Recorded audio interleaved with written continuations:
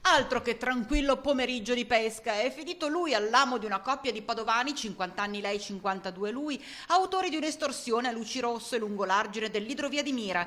Vittima un giovane veneziano che, arrivato sul posto, ha notato un'auto con le portiere spalancate e due individui che si esibivano in svariate performance hot. Più che mai infuocati, gli hanno pure chiesto se volesse unirsi a loro. Il pescatore, sconvolto e imbarazzato, ha fatto marcia indietro ed è tornato all'auto, ma è stato seguito dagli amanti che gli hanno chiesto di pagare per lo spettacolo cui aveva appena assistito. Terrorizzato, il giovane ha svuotato le tasche, 40 euro, pochi soldi per due vecchie volpi ben note alle forze dell'ordine.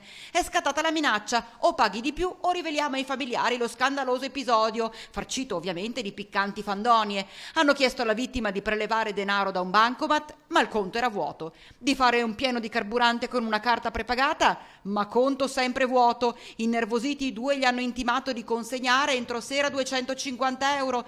Il giovane si è presentato però con i carabinieri. I due padovani scoperti sono riusciti a scappare. Intanto i militari stanno cercando di risalire ad eventuali altre vittime della coppia focosa.